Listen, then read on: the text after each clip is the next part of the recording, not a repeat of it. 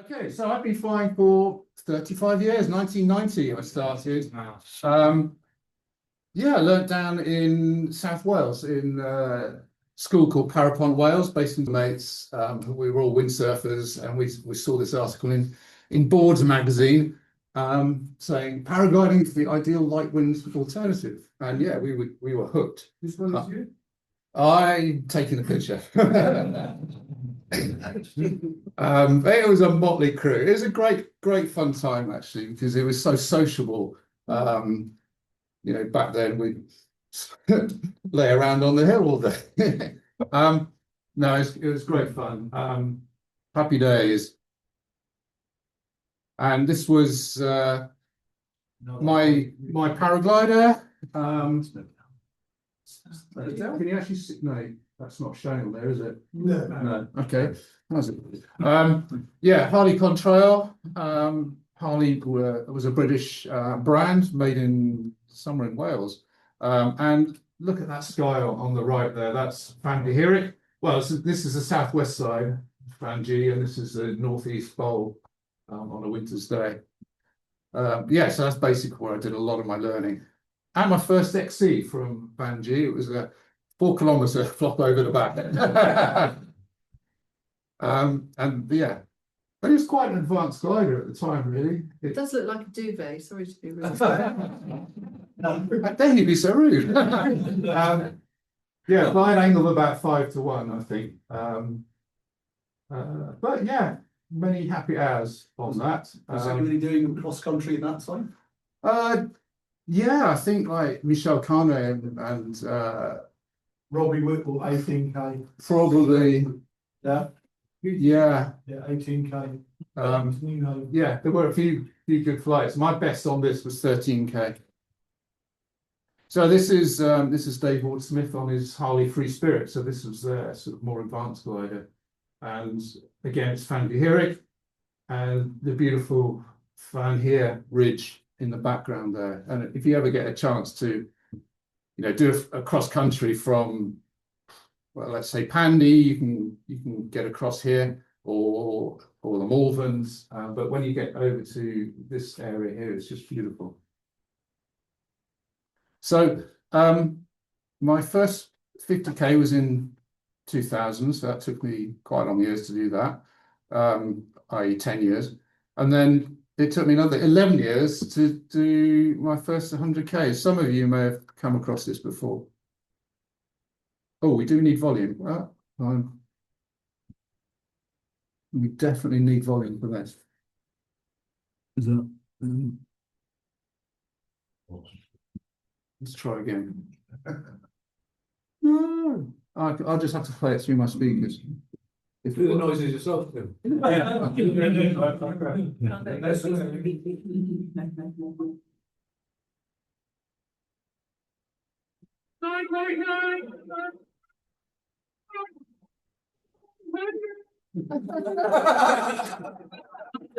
It goes on.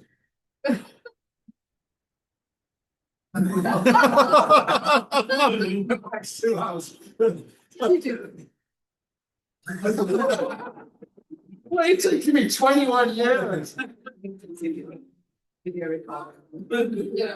Anyway. Oh, maybe I did. Yeah, that was an emotional moment, really. Yeah, right. Oops, sorry. Right. Let's volume down again. So yeah, we'll go into why it took me so long. Since then, I've now done, actually, well, that one was ended up disallowing because I just snuck into the top of Chichester airspace, which was most unfortunate. But anyway, I still did it. That was the main thing. And since then, I've done another 54 100k flights in the UK, and my first 200k was in 2015, and I've now done 6 in the UK. So yeah, I've flown covered a lot of ground, shall we say. Personal best was last year, 269k straight line from the Malverns. I missed the day when the 300k day, where people flew from Langors, and yeah, I was packing for my Volbiv trip, which was the next day on the Friday. I was leaving, only to discover lunchtime on the Friday that my flight had been cancelled because of the French air traffic controls. So, but I had a good flight the other day before, actually, so I can't complain. Anyway, I've been associated with Advance since 2014. I'm an Advance ambassador, and that's because of really the videos. They like my videos. And I've also been selling XC tracers since 2016. I imagine, well, I know a few of you have got them here.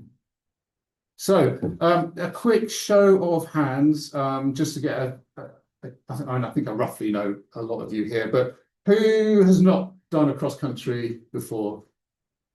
Good, no one. Okay. Personal best of less than 50.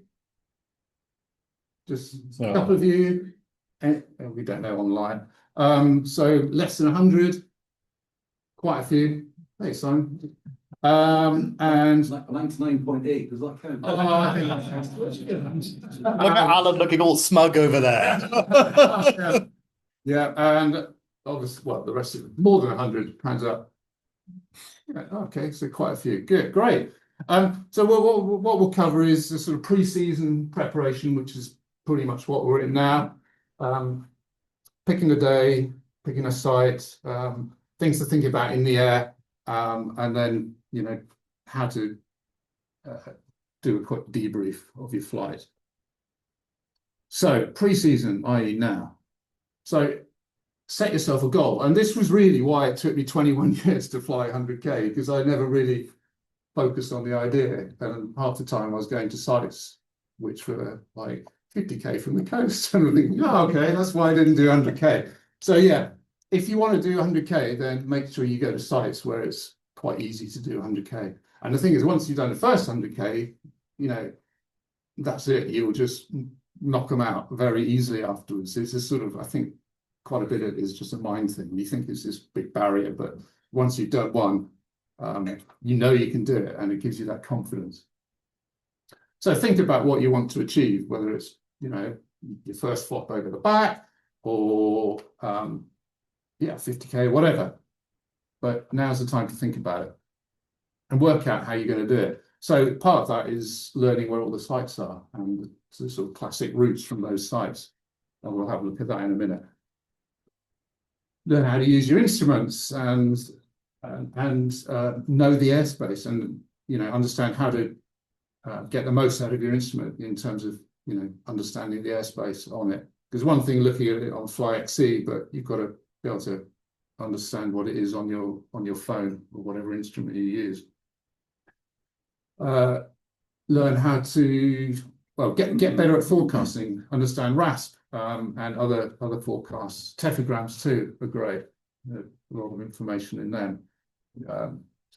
XC Retrieve is a handy little tool to help you get back to the hill, which Alan developed over there. He developed it and I sort of marketed it, shall we say. And I'm not sure if we're going to have time to give a demo of that, but there's a video out there I've done of it, which I can share. Get all your tracking set up so that you're up to date on Pure Track. Unless you've got a very good reason why you don't like people, you know, knowing where you are, it's just sensible to let yourself be tracked, so that if you do have an accident, you've got a fair chance of being found. You know, it does apply in this country, but equally it's more so, I would say, in the Alps as well. But I would definitely recommend doing it here as well. And something that might get forgotten is, you know, maybe if you're sort of starting out on your XC career, you know, find a mentor, someone to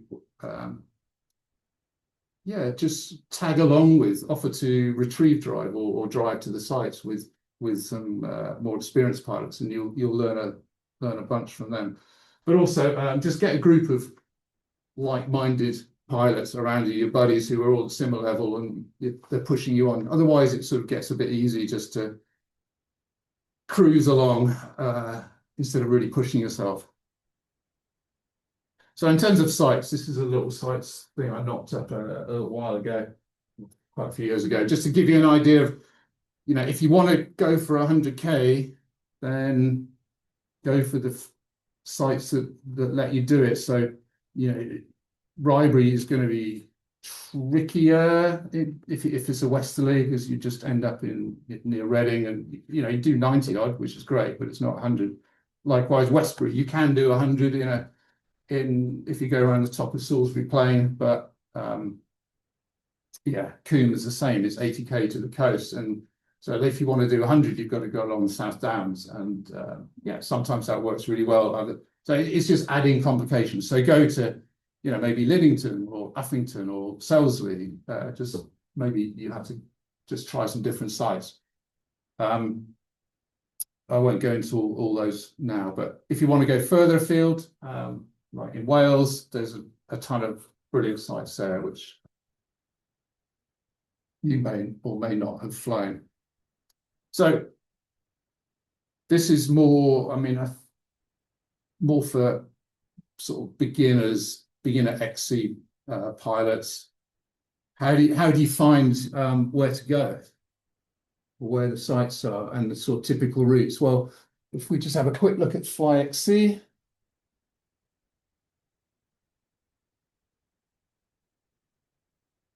Just anyone not familiar with FlyXC? Okay, well, we could probably sort of move on pretty rapidly, but so you all know about the XC planning thing, that Skyways is great, airspaces, it only tends to show them once you redraw. One thing which, even if you've used FlyXC, you might not realize, you sort of think from this, red is places you've got to keep out of, and green is okay. It's not quite as simple as that, because for some reason, the ATZs are, yeah, that was Wittering, but they're coloured green. It makes you think you can go into them. And also, I don't know, are ATZs class G? No, they're D, aren't they? Yeah, so I don't know. I think that's why they're green, probably because it's class G. But for some reason, they're wrong on FlyXC. So do bear that in mind. Is it just because they're being below the maps, they really are red inside? No, it's not. I don't. Yeah, if I turn off the outer ring and the panhandle, but it's not advised. If I turn off class G, Yeah, active with military. Yeah, oh, if I turn off class G, it's just going to get rid of them altogether. Yeah, yeah. So they're definitely shown as class G. Classification. Yeah. Yeah, because it depends on if they've used ASSelect, you can decide whether they appear as class B or class G. Yeah. So somebody's already made that decision for you. Yeah. And I must admit, I do try and persuade people still to buy a $500,000 map, because then you've got something to have a look at. And So yeah, we'll look at FlyXC again a little bit later. But yeah, fantastic tool. But if, for example, you haven't travelled over here and you just want to try and work out what these sites are, it's not always, I mean, you can't click on this to find out what the sites are. So Paragliding Earth is a good resource. You know, you can sort of match up what you've got here, let's say, with what you've got here, and you can see it's long min. And the good thing about this, you can click on here and go and look at the flights on XContest.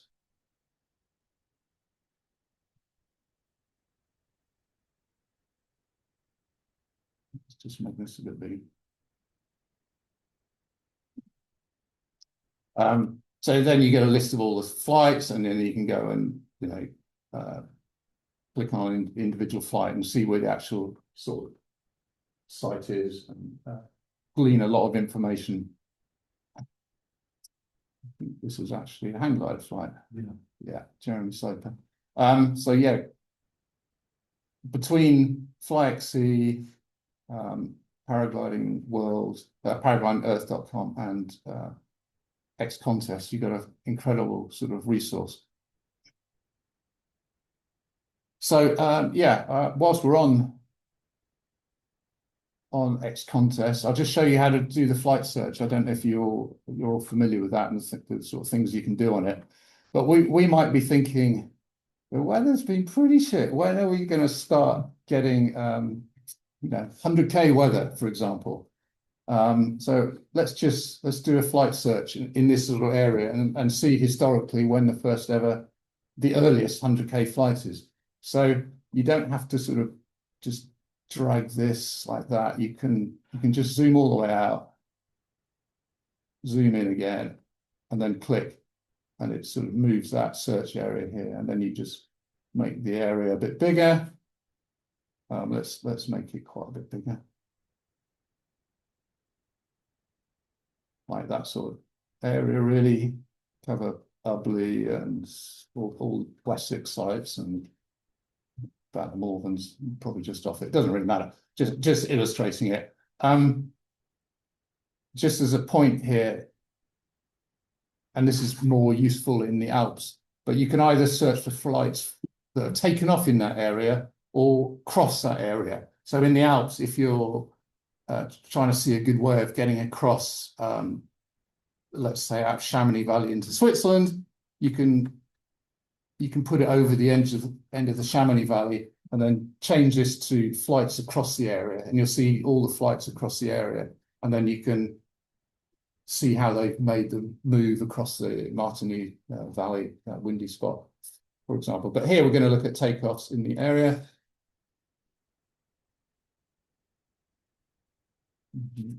Something in the screen. You can see it as well. Screen share. Filter.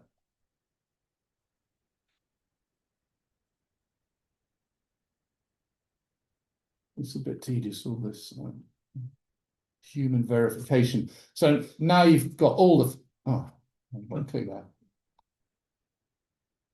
Must have seen that flight log. Can't believe you're human. I'm kidding. You wonder if you're human. Yeah, exactly. I think I must have. Maybe I've sorted it.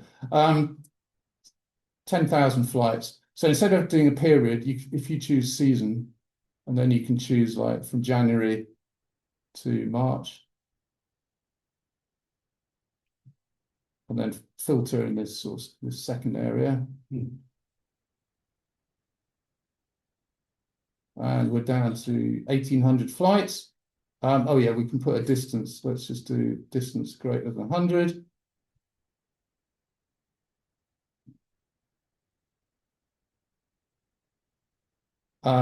And it's in distance order at the moment. So just another click. And it will be in reverse order. I know that because I've done it before. And yay, lo and behold, it's me. 14th of March is the first 100K flight. And actually, Laurie Lawson did it with me. He was probably 5 minutes behind, but he hasn't put his flight in here. So yeah, that's the earliest 100K in this area on XContest. Yeah, on XContest.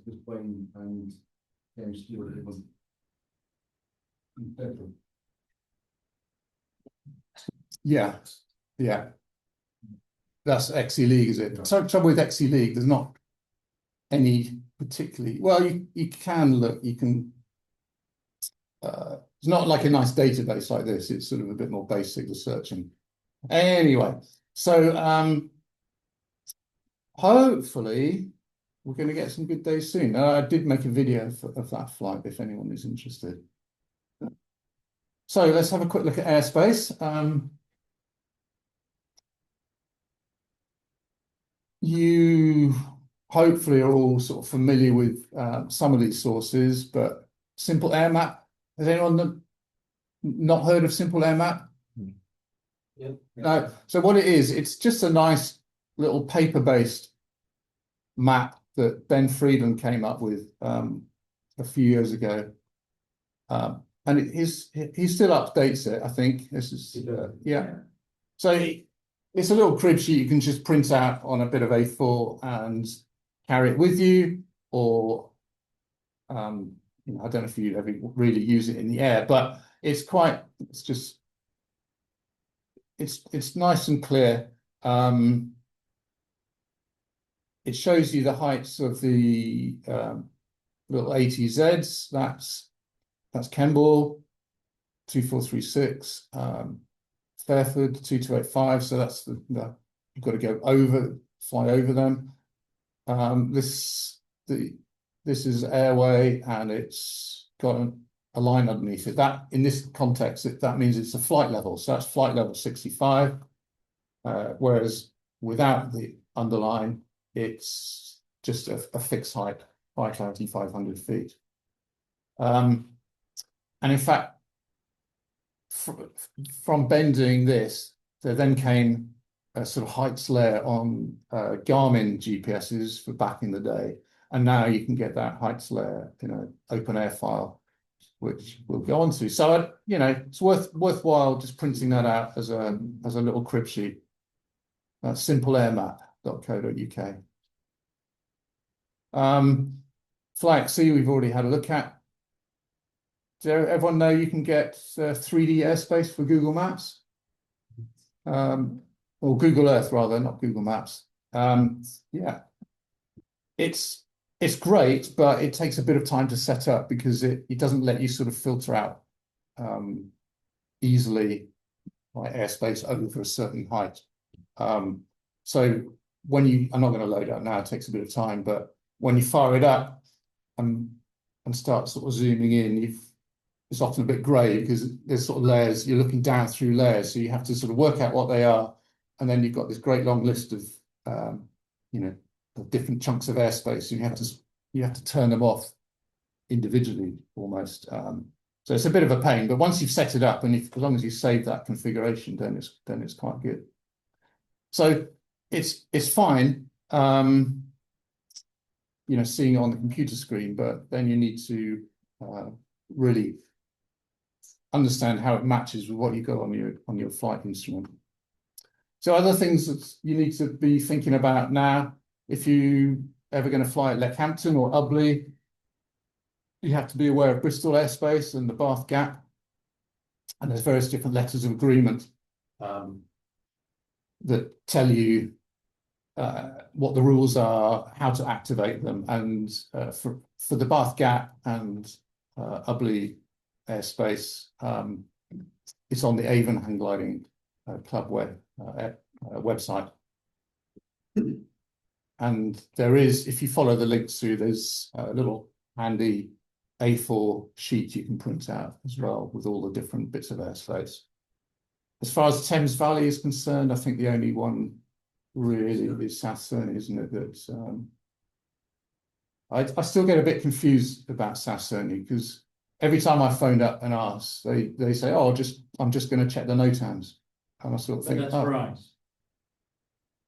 Bryce. Yeah, Bryce. You phone up Bryce to find out what's happening at South Cerney." Yeah, I mean the operator is South Cerney themselves, but The Bryce will say, "Oh, I've looked at the NOTAMs and there's no."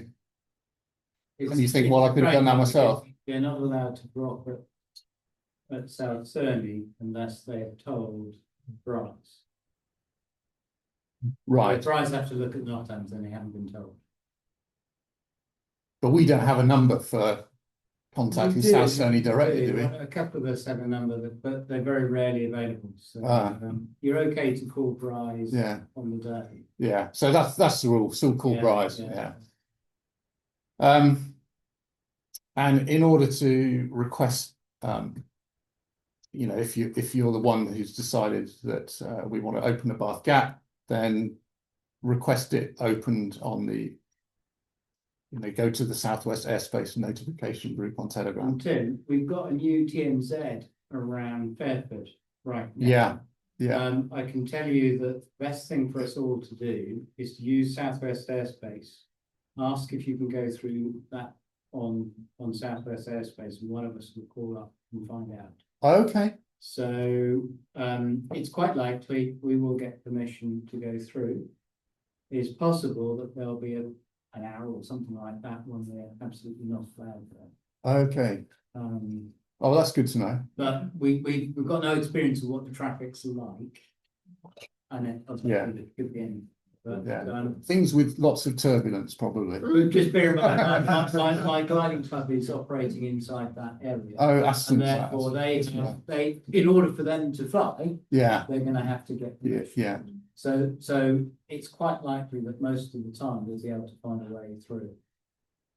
Oh, that's good. So use Southwest airspace for any XC. Okay, I'll let the guys know that, because I don't think it's going to be relevant on Saturday. No. But you never know. Yeah, and learn about NOTAMinfo. And we can have a quick look at that in a bit. So in terms of airspace, well, for the UK, the best source is ASSelect.uk. I don't know if that stands for Airspace Select or Alan Sparrow Select. But yeah, it's a fantastic resource. I don't know how he maintains it all. It's brilliant. But there's 4 different screens. Well, actually, yeah, no, 3 different. The last 2 are sort of an extension. I use FlySkyHigh as my flight instrument on my phone. And Rene, the developer, that he provides worldwide airspace as best he can, but I didn't find it quite met my needs. And so each month I actually sort of share the latest file on this Telegram channel. And these are the settings I use if you want to sort of try it yourself. But really, it's very easy to do that. And I could actually show you. Does anyone use FlySkyHigh who doesn't know how to import airspace? Okay, we don't need to show that. Perfect. Right, instruments. And this is a really old flight deck setup of mine because I can work out exactly when it was. It was 2015 and it was my first 200k flight. And I'm just near Laken Heath and Mildenhall. So yeah, but if you've got an iPhone, the most popular one is FlySkyHigh. But quite a few people use Navitor's Navigator now, which is, I think, a subscription-based app. But it does have certain advantages in that I think it shows thermal hotspots, and also I think it can overlay rain, rain radar, I think. So I've used FlySkyHigh for years, and it's just the simplicity of it. It just works well for me. Android, you've got XCTrack. Then there's dedicated instruments like the Navitors, Udis, and Omnis, and Flymasters. Point is, I don't know if anyone still uses Kobos really anymore, but point is that now's the time to really learn how to use your instruments, how to put waypoints on them, how to zoom in and out, how to make sure the airspace is set up as you want to see it. I haven't mentioned varios. I was just going to say, just a point on that. The time to do that is on a overcast day when you're out on Milk Hill or wherever. Grab one of the coaches and ask the question about how do you set this up, this particular thing on the device they've got, or we can set a session up. The time not to do it is on days like Saturday coming up, when it's the first potential cross-country day of the year. Yeah, exactly. I've had it before when people then turn up with a device. How do I work this device? Yes. Not going to get much help from the XC house. Let's do it beforehand. Yeah. Yeah, and so if you use a phone, then you'll need some sort of external vario, even though they have built-in varios in FlySkyHigh, but it's a bit basic compared to sort of modern Bluetooth varios. So just for interest, these are my 3 screens in FlySkyHigh. The only point I'd really make here, well, the first one is this is a sort of overview screen with a sideways sort of look ahead. The middle one is a more sort of zoomed in navigation, detailed navigation screen, and then this is a thermaling screen. But I would say if you do have multiple screens, then it's worthwhile having certain key information you want on every screen, like your height and your climb rate. So make sure they're all in the same place on each screen, so you're not looking around at different places. So at the top, I've got height above grounds, the airspace limit, whether I'm over something or under something. FlySkyHigh works that out. I've got GPS altitude, and so that's the same on all three. And then I've got sort of glide ratio, distance from takeoff on one, and lift. Glide ratio, glide to goal on the sort of navigation screen, and lift. And on this screen, I've just got, I've got an average lift and an instantaneous lift here. Down the bottom, I've got just a sort of distance and little arrow to the next route point, ground speed and wind speed, and it's the same on all three screens. Why height above ground and not altitude? Well, it's quite nice to know both, isn't it? If you're They've got GPS. yeah, so I mean, height above ground is quite nice to know. That's my Is it most important? It's sort of, yeah. I mean, not with regard to airspace, but yeah. It's quite the glider that's going to take you 10 kilometers at 1 foot of altitude. Yeah, this is not a, well, that's, yeah, this is, when you're actually flying on a glide, this does give you a projected, your projected glide angle, so you can see whether you're going to clear some airspace or hit it. And also in FlySkyHigh, when you're actually flying, this blue line is on your screen, and it would be pointing upwards, assuming if you've got your screen set to or your map set to like heading rather than north up. What does the D mean then on the top? Is that Class D above. you're in Class D, or you've got that? Where I live, I've got I've got Class D above me. Yeah, it's the Bath Gap actually, or the Bristol CTA, whatever, I'm not sure, 3 or 4 or something. But yeah, but it is above that bottom 1,000 feet of the airspace over Bath is what's known as the Bath Gap. And one of the letters of agreement lets us, if we think we're going to be flying over Bath either from Mere northwards or Leckhampton southwards, we can request that. We can basically request that the Bath Gap is open for us, and it gives us an extra 1,000 feet to play with, so we can fly up to 4,500 feet. Generally, Bristol Airport are really, really helpful, and will give it to us as long as the wind has got its easterly component, so they're running on landing on runway 09. So that means that they'll be Approaching from the Bristol Channel. approaching from the Bristol Channel, yeah, and taking off to the east, but then they climb out quickly. The problem is if there's any westerly in the wind, then they won't open it, because most efficient glide in into Bristol Airport is somewhere between 3,500 foot and 4,500 foot over Bath. And if they raise it, then they've got to dive, lose height faster after Bath, so they won't open it then. Okay, let's have a quick look at RASP.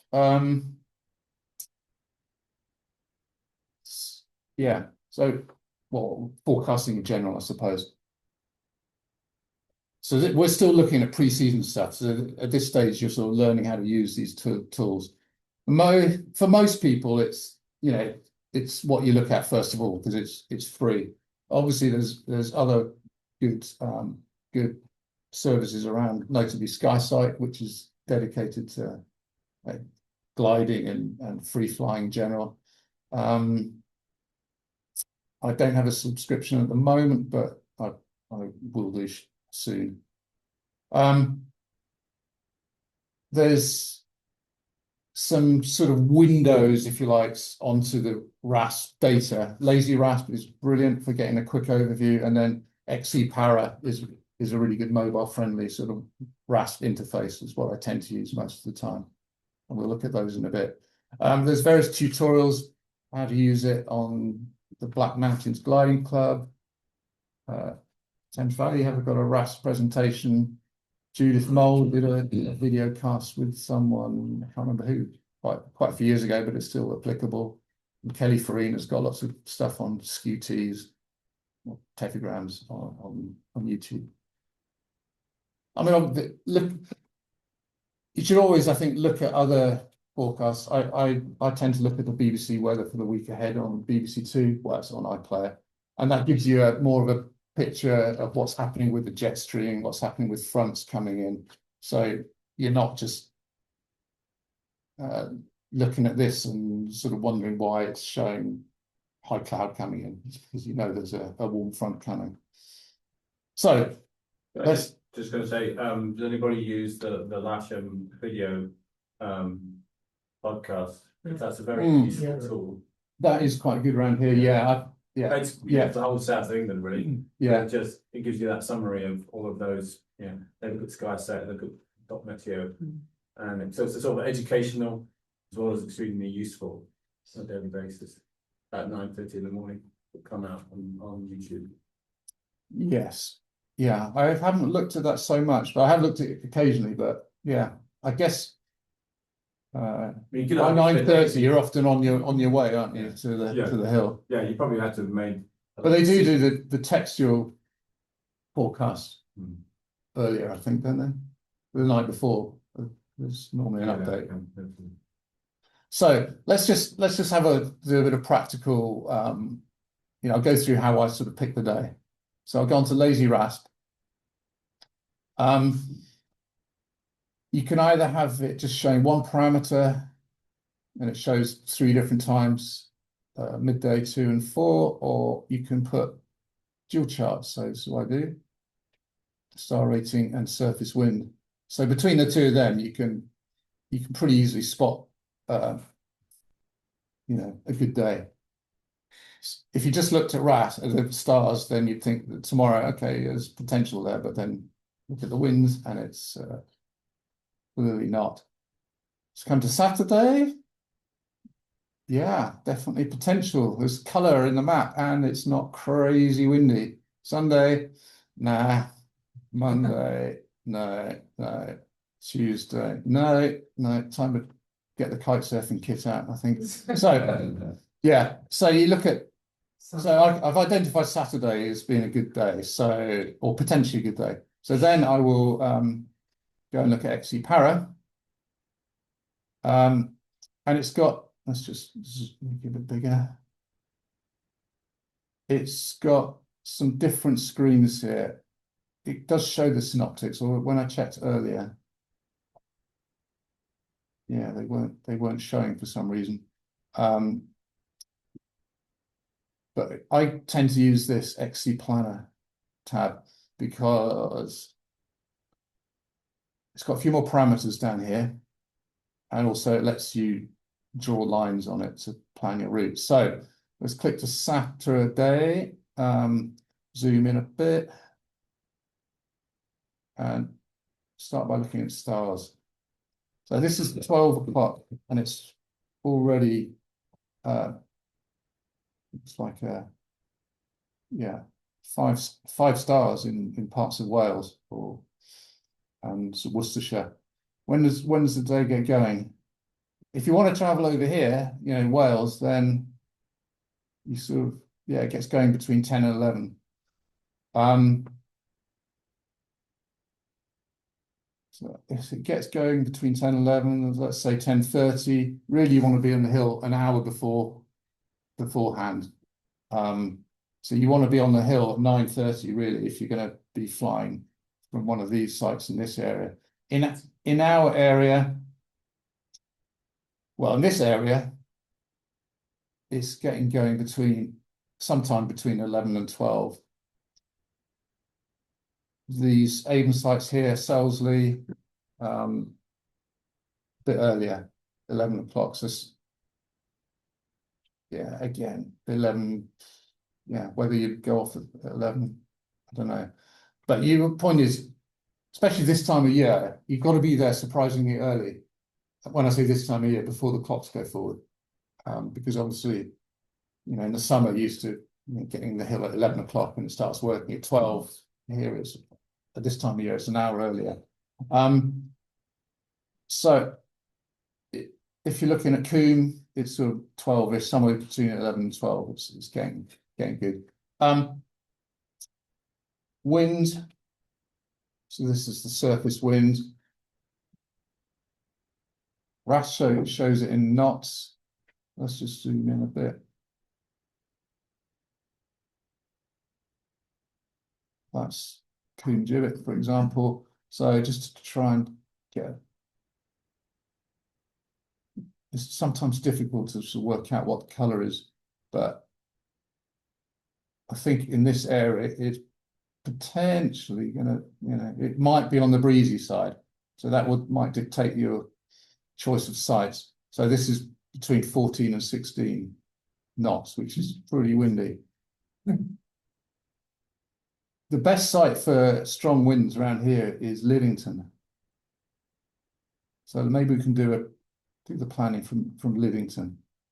So Liddington is that one. Perfect direction for it. So let's think about going cross country from Liddington, because it's quite a shallow hill, so you can find quite strong winds. And what's more, you can do 100k to the coast, because that was when I did my first 100k. So let's put some airspace on.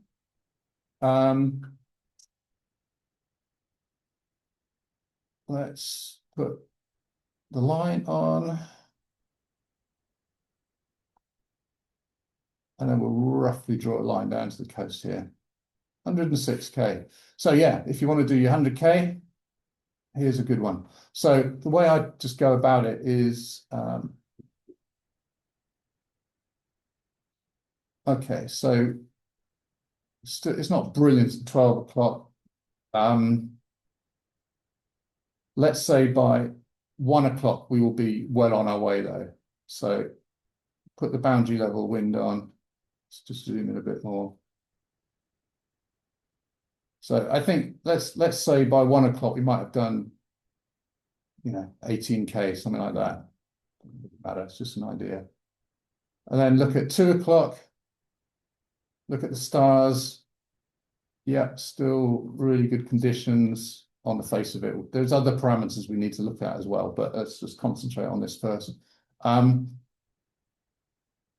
So by 2 o'clock we'll have a full hour in the air. We'll hopefully have done, you know, in quite breezy conditions, maybe 35k.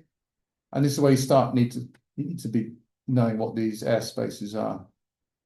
And the one you have to avoid here is this Solent, which is down to 2,500 feet. So you've got to stay to the east of this corner here. And that's 2 o'clock. 3 o'clock, stars still good, 4-star. So we can put another 30 odd K in that next hour. By 4 o'clock, it's winding down. So basically it's going to be a sort of glide from here, really, maybe some weak thermals and a glide. So this is where you're sort of, if you're setting a goal for the XC League, this is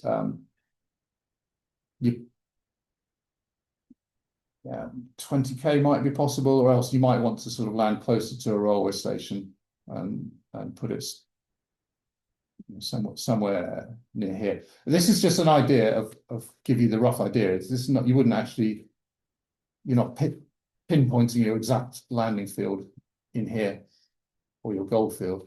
But so other things we'd look at, just going back at the timeline to 12 o'clock, let's just look at other parameters here. Cloud base, obvious one. So this is all yeah, by 12 o'clock, this, yeah, between 4,000, 4,500 feet. 1 o'clock, 4,500. 5,000. 4,500. So pretty nice. So the next thing you've got to consider really, this is more things you might do the day before, the evening before, but you have to work out how many clothes, how many layers you want to be wearing. So the way to do that is to pick a time, doesn't really matter, 1 o'clock, look at the nearby tephigram here. And we'll just open this in a new tab.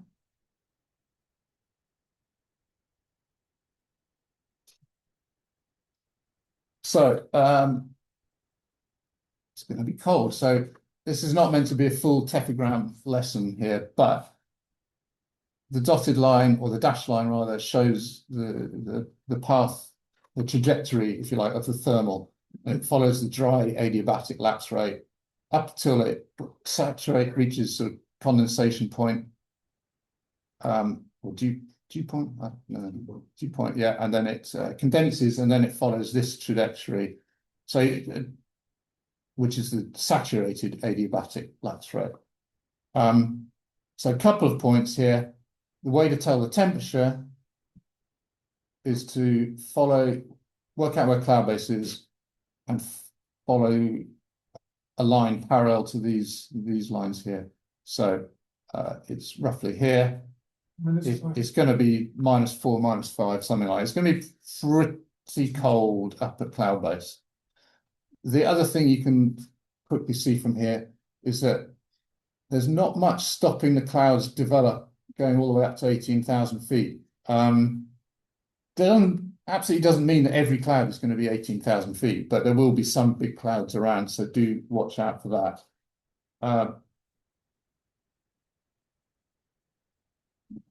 It is quite windy. 20 knots is halfway, but it's like a third of the way, so it's over a third. So yeah, it might be too windy. We shall see. Let's just close this for now. If we just scroll through the timeline, because the other thing, if we look at cloud cover, we can see that, and this is on the sort of purple is 100% cloud cover down here, and then blue is 0. But there's large areas of quite a lot of cloud cover. And you can see that in the tephigrams reflect that over here. Let's just turn this back to them. Obviously, this is not for anywhere on our route, unfortunately. But what this indicates here is that there's on this scale here between 0 and 1, or 0 and 100%, at 4 o'clock we've got 100% cloud cover. So if you've got 100% cloud cover and some clouds going pretty big, you've got to be a bit careful because you might not see them, because if you've got overcast development, you've got spread out. So yeah, it's a little bit something to worry about. So yeah, we've got a cloud cover parameter here, and we've looked at this one, the cloud base, but you've got this OD. It's not overdevelopment in terms of thunderstorms. It's OD as in overcast development, or in other words, spread out. So throughout the day, it's looking good at 12. Bits of spread out here, 1 o'clock, 2 o'clock, quite large areas of spread out. But 2 o'clock, we're going to be, that's 12, 1, 2, we're going to be in this nice area, so that's all right. 3 o'clock, it's actually sort of following us, the clear bits. Perfect. We've got a plan here. So these are the sort of things I look at. NSSR, normalized surface solar radiation. So even though there's quite a bit of cloud around at times, there's still you know, this is 100% radiation in the purple. Yeah, it's not having a huge effect. It's still a bit later on, really. What is that one, sorry? It's the amount of solar power coming through the cloud, you know, regardless of clouds. So obviously here, if we switch back to the OD, it corresponds to this sort of area of cloud here, or cloud cover. It's this chunk here. I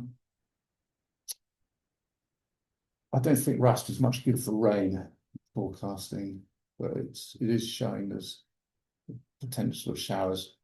But yeah, we'll best look at the BBC or your normal weather apps for that, really, I think, or windy. So that is how I go about getting a rough plan for a day. Let's just go back to, where are we here? Yeah, so we've got a site. We'll think of Liddington. Obviously, there's other northwesterly sites, Coombe or Selsley or Uffington might be a possibility. But if it's windy, then Liddington is definitely the best bet. Luckily, it's a Saturday, so no one has to take a day off sick. Check your airspace. You know, do we need to open Bath Gap? Blah, blah, blah. No. Check NOTAMs. Let's have a quick look at NOTAMinfo. It's easy to forget to do this. Have I got this open? No.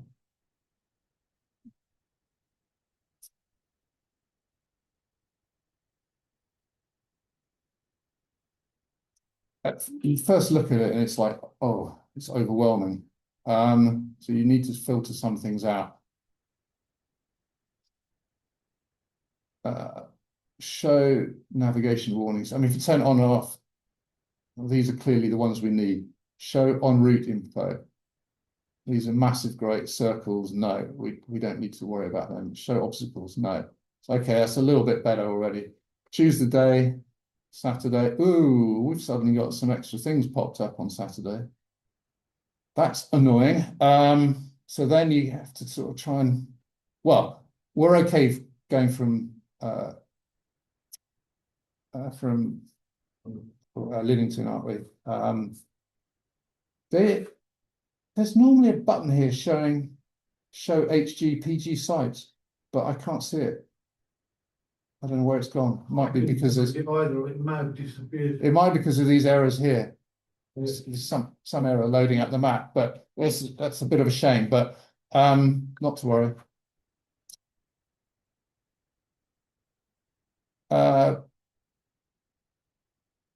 It's very. You think it would be obvious. You think you just click on this circle and you find out what it is. Okay. So earlier it didn't work. I think I had to click on the A there. Okay. But anyway, so there's around Kemble between 11:35. So this is if you're thinking of flying from Selsley, 11:35 GMT to 12:20 GMT. Just when you're wanting to go through it, there's this temporary Class D. I don't know what that is, whether it's King Charles flying somewhere or that's the normal thing from Kemble. I don't know. Okay, let's try clicking on this area here. Okay, it's definitely behaving differently. Okay, we don't have to worry about this temporary Class D, but that's like 6 o'clock till 6:45.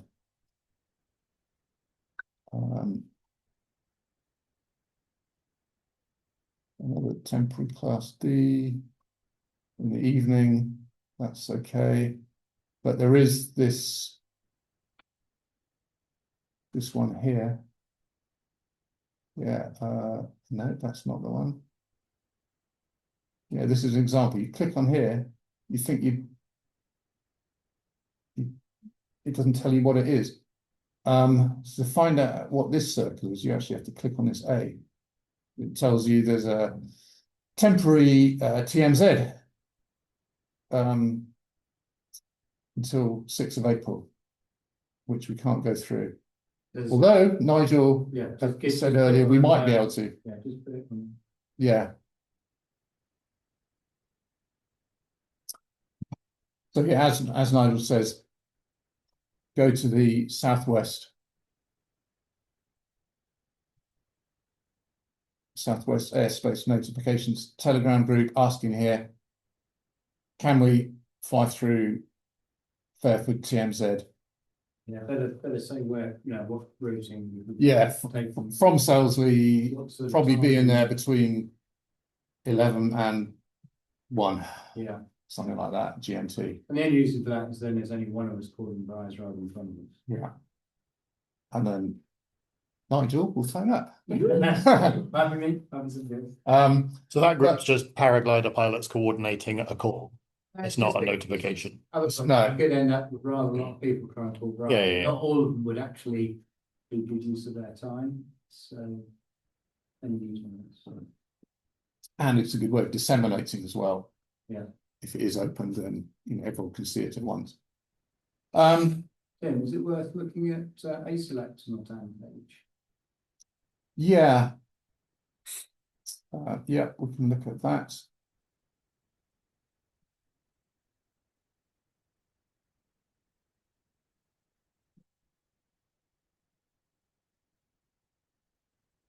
So this is where I get my monthly airspace file from, but they do have a well, they have extras, and this is where you can select things like the Westbury concessions, Ubley, or the Bath Gap, and so they will appear on your map. Also, there's temporary restrictions. That, yeah, I didn't know if that was, yeah, that will be presumably the one that's just between, Yeah, the one on Saturday. It doesn't actually, unfortunately, tell you on this screen, what time it's referring to. there's not the NOTAM one. So if we go to the NOTAM page, so you can't, it doesn't include these in the actual airspace. Without No. So No. if you go, it'll only give you today and tomorrow. If you go, say tomorrow, download tomorrow's video. yeah, that's just a PDF, though, isn't Yeah, it? yeah. And this gives you a very quick overview of Okay. what NOTAMs are relevant to us. There's no searching or anything. Okay, so And then it's a map, so you click on the map and it takes you Okay. to the NOTAM. okay, so it's. Oh, I see. So it is quite handy as a little tool to And really, I think the important thing here is it's the NOTAM text that contains all the information you need. The map effectively tells you nothing. yeah. It's just text. So the map will help you go to the text that's relevant. Just read the text and don't try to. I mean, we've had a little chat on one of the things here. Don't try to interpret it. If it says it's just missing from the map, that's all. It's just Yeah. missing from the map. And There they is put nothing some else. random area. You don't Yeah. have to invent anything else. It's just simple message. There's no interpretation. It's not complicated. Yeah. Whatever the text tells you, that's it. There's nothing else. Yeah, that was people have seen this red circle around Cheltenham Racecourse, presumably. Yeah.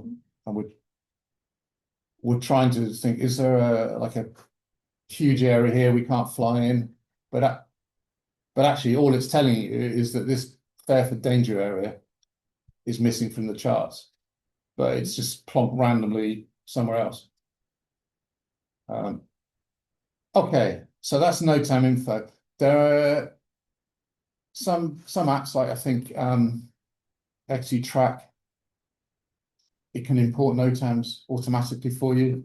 FlySkyHigh doesn't. So if it's just a sort of circle of sort of 5 mile radius or something, I will generally just make a waypoint and put that in FlySkyHigh of the right diameter. If it's more complicated, there are ways from NOTAMinfo you can export it in open air format, and you can add it into your FlySkyHigh. It's beyond the scope of this. So picking a day, yeah, thinking about declaring a goal, we talked about that. chat with your mates, who's up for it. Don't leave this sort of thing until the morning, because especially this time of year, as I say, you'll miss the boat. In fact, yeah, one famous time, well, infamous as far as I'm concerned, is probably this time of year, turned up at Coombe Gibbet just as the first gaggle was climbing out, and you sort of already know, oh shit, I'm too late. And I think I flopped over the back, did about 8K, and my mate Nick did about 80K. We arrived together, he just got lucky, but or maybe he didn't just get lucky, I screwed up basically. But yeah, you've instantly, if you arrive late, you've got that extra pressure on you to hurry up to, rush to get in the air, and maybe you don't clip in properly, or you're more likely to make mistakes if you're in a rush. So the night before, it's pretty obvious, but we still manage to cock it up on occasion. But just make sure everything's charged up. You've got so many gadgets these days, including electric gloves now. To just make sure they're all charged up.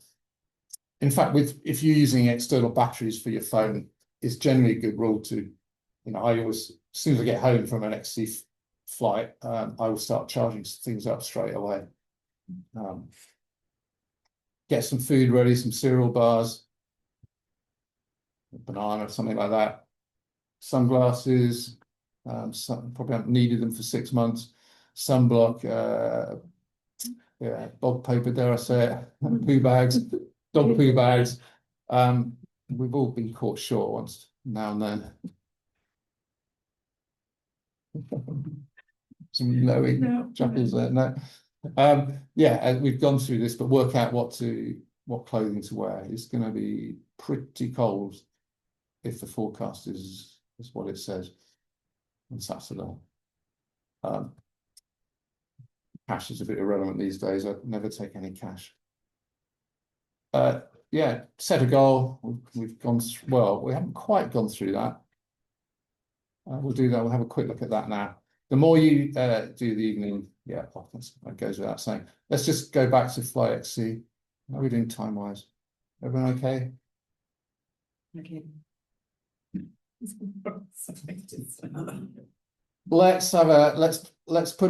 do this goal from Liddington. Turn on XC planning. Make sure you get the arrows the right way.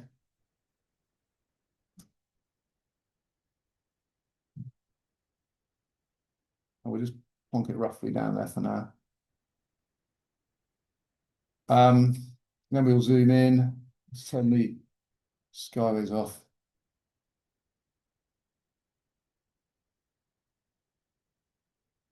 Oops. Actually, might put skyways on again quickly. Yeah.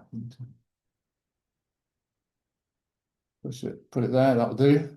That's accurate enough, 400 meters. In terms of landing, let's just turn, no, we'll keep the airspace on for now, because we've got to avoid Chichester or Goodwood ATZ. Railway stations, let's put it onto, well, see where the station here at Fishbourne, station here Nutbourne, and there is one at Bosham as well. You just have to zoom in a lot to see it for some reason.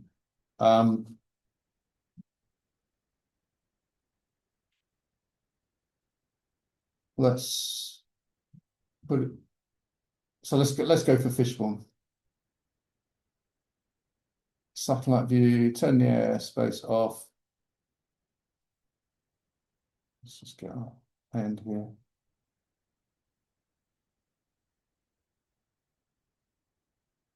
I mean, I just, because I didn't do the XC League anymore, this is just purely for navigation.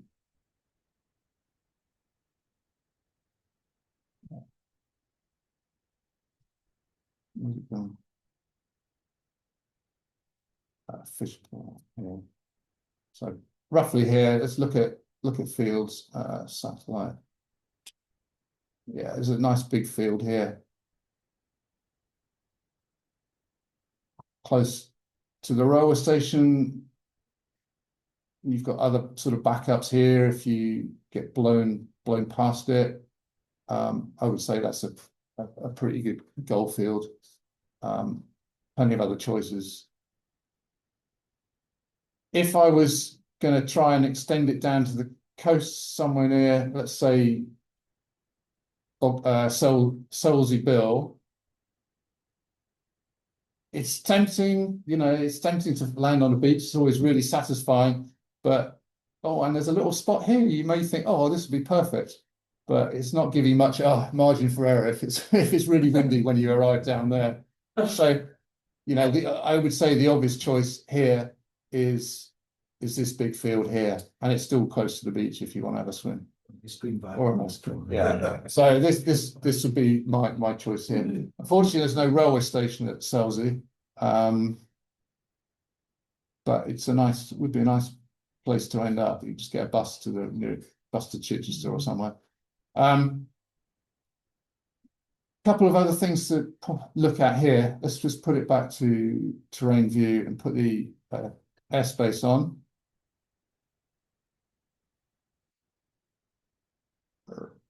So we've got this bit of airspace to avoid here. So you might want to just put another waypoint in there. In FlySkyHigh, you can have what are called optional waypoints.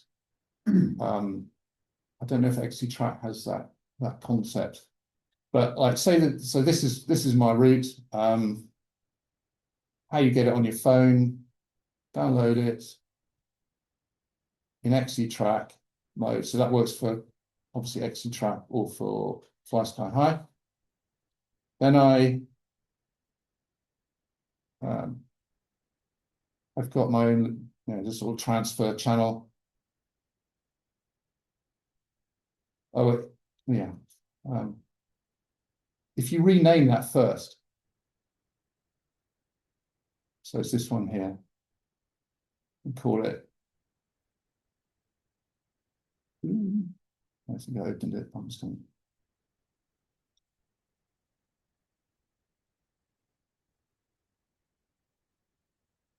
Liddington to where was it? Fishbourne. And it was, I can't remember. Oh, damn it, that's only 97k. We can't be doing that. No, okay. No, that's definitely not on. Yeah, let's just put it somewhere down there. I mean, 102. Where we are. I tend to put, I just put 102 in there.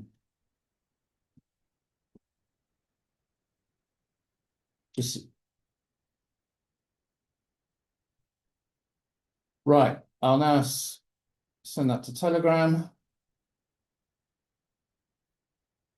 Send, and then I can go on my phone. It's going to play ball, Go into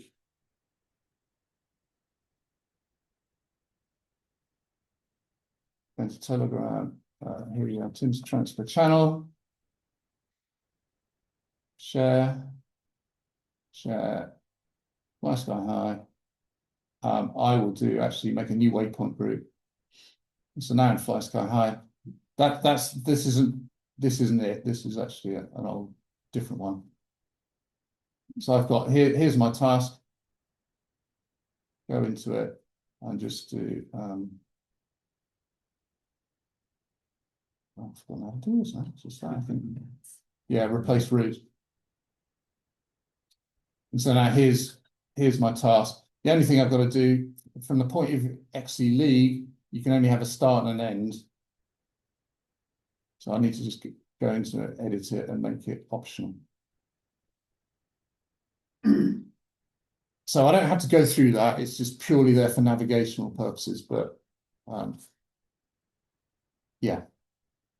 If I don't go through it, then I think you probably won't remember, but on my FlySkyHigh screen, I've got to advance to the next waypoint, because otherwise, as soon as you fly past it, it's going to be pointing back to that waypoint.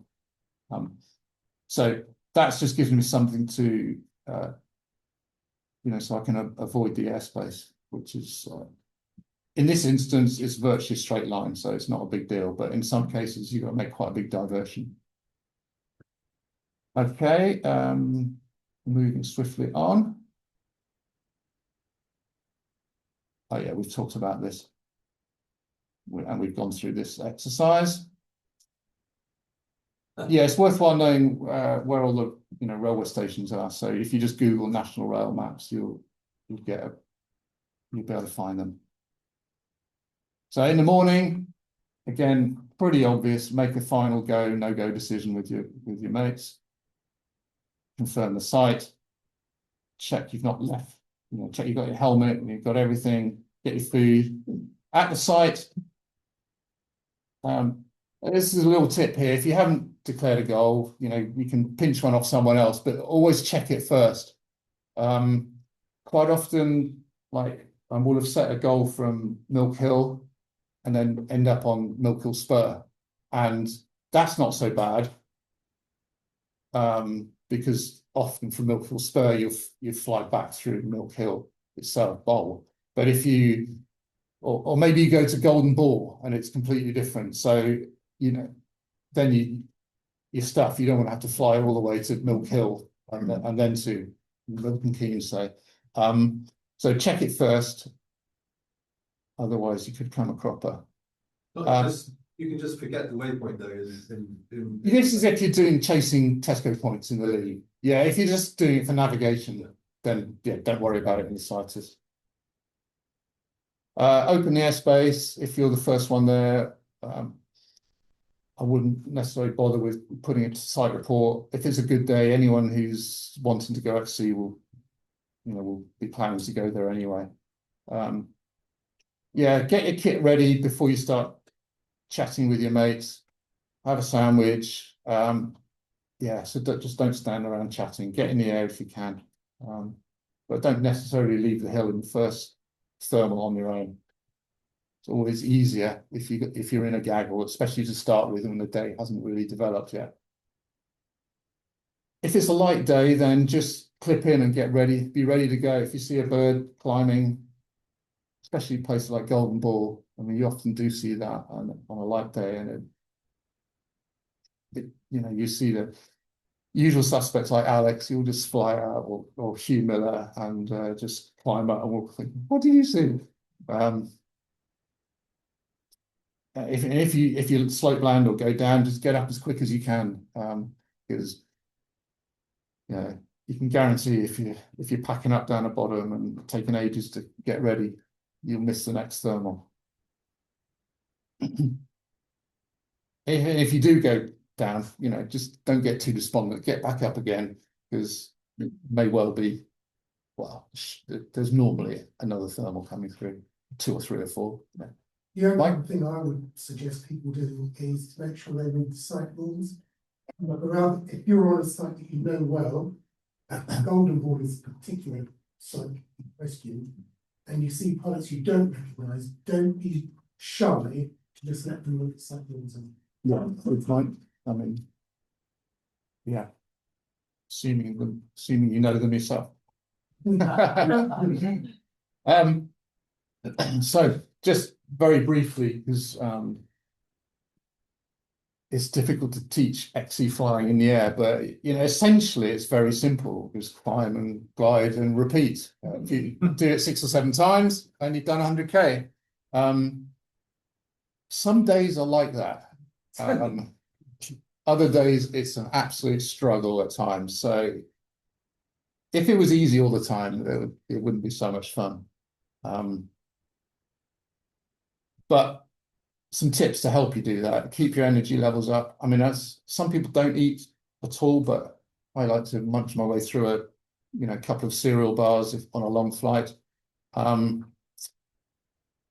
you're thermaling, just always try and maximize your climb rate. Don't necessarily settle for what you've got. If you've had stronger climbs earlier in the day, then there are, say, 3-meter climbs around.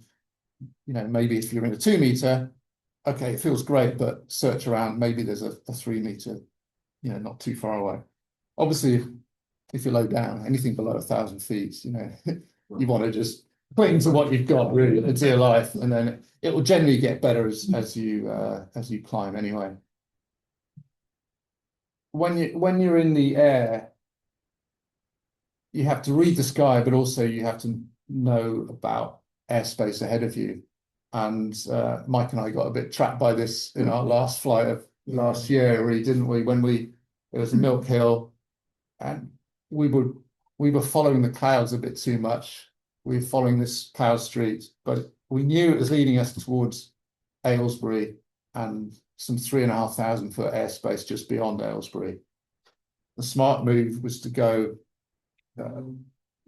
cross to a different sort of cloud street north, but it just never. The clouds in front of us were always too tempting, and so we both ended up. Well, I got over Aylesbury, got a nice climb up to 3,500 foot, but then after that, I just never found anything else really. Mike, you landed just a bit before, didn't you? You just didn't have enough confidence to go over the town.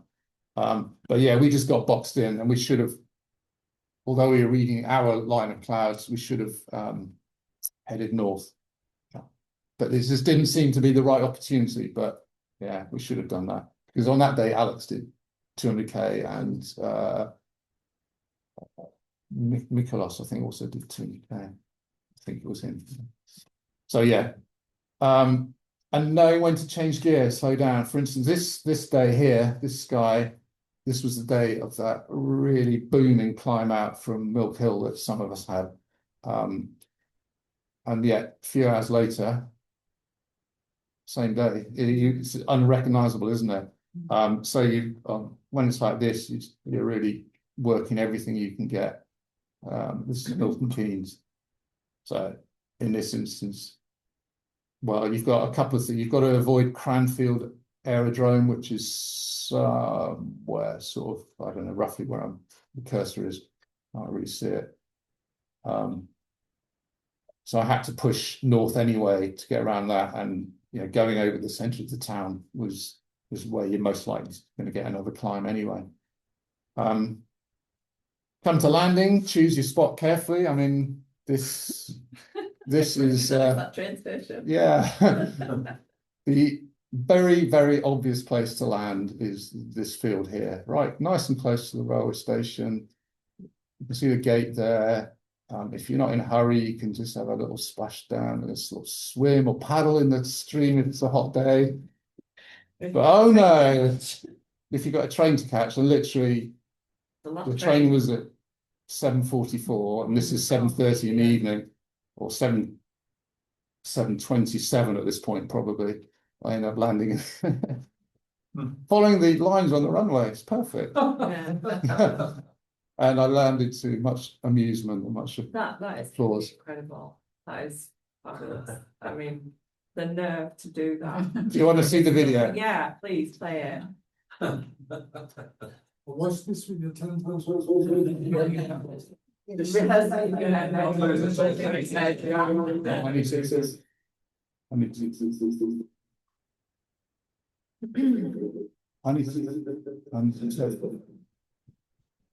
I need to turn my microphone off. And not only did you run that exhibition, you actually checked the train times in the air. Yes, I was over Crewcairn. Got a nice climb over Crewcairn and had a bit of internet and was checking the times. Yeah. Recognise that his last train was back in 15 minutes since spiraled down and landed. It is incredible. It's obviously not a great connection. No, don't do this. Yeah. That's pretty rubbish, isn't it? Look at it online. Yeah. Actually, You click on the little star. yeah. Let's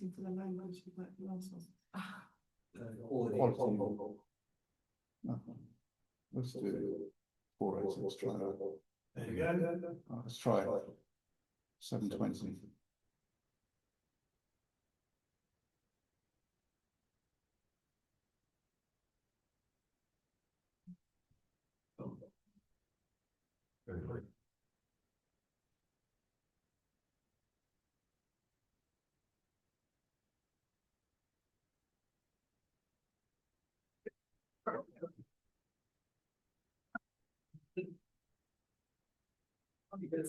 At this stage, I'm still weighing out the options.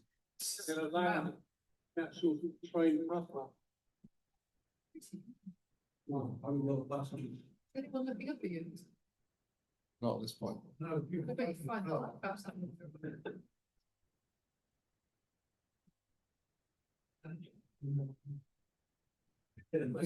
On the roof.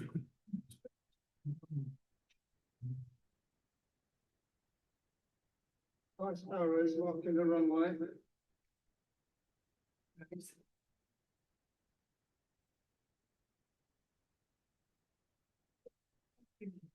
I've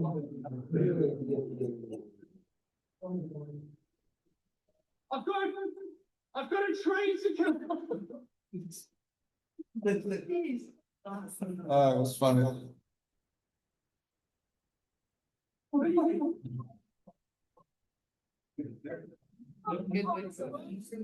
gonna get back to Bath. I've got to get it back up to Bath. That lady in that little wheelchair was so funny. Oh. You fucking legend. I've flown all the way from Cheltenham. So that was quite funny.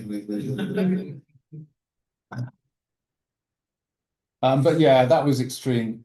It would have only been a 5-minute walk, really. I think from here around to here. But I just didn't want to miss that train. I had a wedding to get to the next day, and I didn't want to have to pay for a taxi all the way back. Anyway, so it was a bit silly, really, but it was fun. Well done. Don't recommend it to anyone, but yeah. And this is a different flight, but look, you might bump into on the train. So just have a chill on the train. It's half the adventure is getting back. You never know which reprobates you might bump into. Would you class that as a pop-up social? No, there's only 3 of you. That's a good point. Yeah, get 5 of us. But you do meet this guy was a nutter. He was called Mohammed, and we just got chatting. He saw my big rucksack, and he said, "What are you up to?" And I said, "I've flown here." And he said, "What?" He then proceeded to offer me 50k to teach him how to paraglide. I thought he was he kept on saying, "Well, I don't look it, but I'm actually a millionaire. I've got I run a bunch of hotels. But actually, I've just got this." He showed me his phone. It's all really cracked and knackered. He said, "I've just come out of prison. This is why I'm looking like a scruff." He was just such an interesting, such an amusing character. I think he's a bit Walter Mitty, but it sort of made the journey a bit more entertaining for a couple of stops. Probably what he's saying about you too. Yeah. Yeah. Yeah. So just things to think about after you've done your flights. I mean, obviously upload it to the leagues, but maybe if you think you've bust airspace, you can load your IGC file into FlyXC. Everyone familiar? Everyone know how to do that? Yeah. And then it will show the airspace, and you can get a pretty good idea of whether you've busted it or not from that. So if you have busted airspace, then don't bother uploading it to the well, certainly not the XC league. You can load it up to XContest, but we do police it, and we'll just have to disqualify it. If you want to treat it as a logbook, then that's fine. But it's best if you sort of don't enter it in the actual league itself. I haven't shown it to you yet, but in XContest, when you're looking at your flights, you can show other people's track logs superimposed on it if you're flying close to them. Have everyone seen that feature, the buddy list? That's really neat.